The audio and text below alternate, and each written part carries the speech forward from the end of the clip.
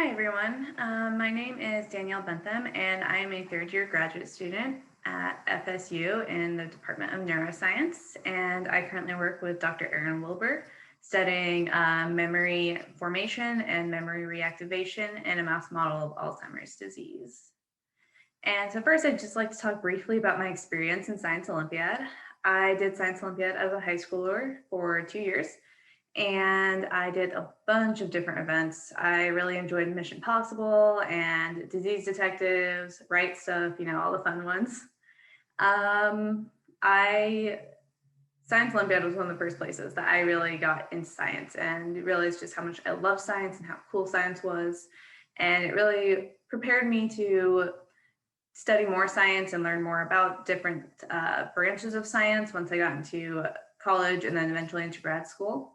And I think it did a really good job of setting me up for really being able to study and just have a lifelong passion for science and for learning. And now I'm just going to talk briefly about some of my research and what I've been working on during grad school.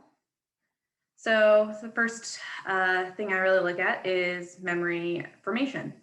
And so how do memories form? Well, memories are formed by neurons, or the cells that are in your brain, rewiring and firing in different and new patterns. So this is kind of an animation of what it can look like when cells or neurons fire in your brain. And you can see that you kind of have patterns of this cell fires first, followed by this neuron here, which then triggers this neuron to fire. And so that's kind of how memories are formed. When you're experiencing things in your day-to-day life, they activate neurons that fire in these particular patterns. You have this neuron and then this neuron and then this neuron, and that's kind of mimicking your experience, or it's processing your experience. And then when you go to sleep, those same cells fire in those same exact patterns. And that's like they're rehearsing or replaying the experience that you've already had.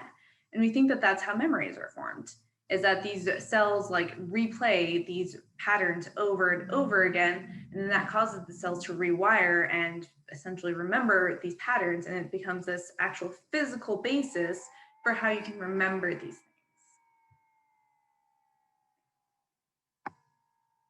And so I study this using recording arrays. We have a mouse model of Alzheimer's disease, and we implant these mice with these recording arrays. And we basically just put a bunch of wires down into the mouse brains, and we can record what's actually happening in the brain and when these cells are firing.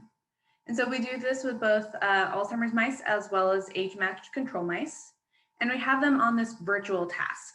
And this task, they're head fixed and allowed to run on this tablet. And that's this floor tablet here. And then that scrolls them through a virtual environment, the same way you would scroll down your iPhone. And then this environment is shown around them on these wall tablets. And they can use these cues on these tablets to figure out where they are and then slow down. And if they slow down in the right location, specifically this reward zone shown here in blue, they can get a brief brain stimulation reward. And that brain stimulation reward just makes them feel really good. It's a really good experience for them and they enjoy it. And so they're really motivated to try to get that. And so while they're performing this task, while they're trying to figure out where they are and slow down in this particular location, we're recording from their brains. And we have, we can form these templates of what the activity looks like in their brains as they're performing this task. And so this is an example template here. And what you're seeing is the warmer colors are reflecting when lots of cells in that particular area are firing. And then the cooler colors are kind of reflecting when those cells aren't really firing. And so what you're seeing is that the mouse is kind of just, this is what the activity in their brain looks like as they're performing this task, and specifically performing this task correctly. And then in order to actually see memory replay, we look for this exact same pattern or this exact same template that we get from the task. And then we look for it while they're sleeping after the task. Because like I just said, if those cells are doing memory replay, we should see the same cell firings and the same patterns over and over again. And sure enough, that's exactly what we see. We can find this task template over and over again in post-task sleep, indicating that we are in fact seeing memory replay occurring. Now, what's really cool is we see this memory replay in both the control mice and the Alzheimer's mice. So the Alzheimer's mice are not at all impaired on having memory replay. They're still able to do that memory replay. However, we do know that they're not performing the task as well as the controls are. So they're still having trouble figuring out where they are and slowing down and getting a brain stimulation reward. And so because of that, the next thing we looked at is the hippocampus. So everything I've told you about so far is occurring in cortex. That's where we're seeing this memory replay occurring. And the cortex is just this big structure that overlays your entire brain. And it's really what you think about when you think about the brain. It's kind of this wrinkly part all over the top of it. And it has a bunch of different areas. So it has frontal cortex, which is this front part up here. And that's what you use when you're thinking about things. Like that's really where your cognitive control comes from. If you're sitting there and taking a test and you're trying really hard to remember the answer to what type of tree this is, if you're taking a forestry test, for example, that's really your frontal cortex. But you also have different areas. You have audio cortex, which is kind of here, right next to your ear, actually. And that processes audio information or auditory information. So when you're listening to me right now, that's your auditory cortex that's processing that. And then you have visual cortex, which is way in the back, and that processes visual information. And so you have all these different areas of cortex, and all these different areas of cortex have that memory replay that I was just talking about. And so one of the questions arises, well, if you have all of this cortex that's playing different memories, how are all of these different areas supposed to know that they're playing the same exact memory? Because your visual cortex is not anywhere near your auditory cortex. So how are they supposed to know? Like, how do they all know that, oh, hey, this is all the same memory? And that's where this little brain structure called the hippocampus comes in. And the hippocampus is this deep brain structure. It's shown here in red, and it is responsible for a lot of different things.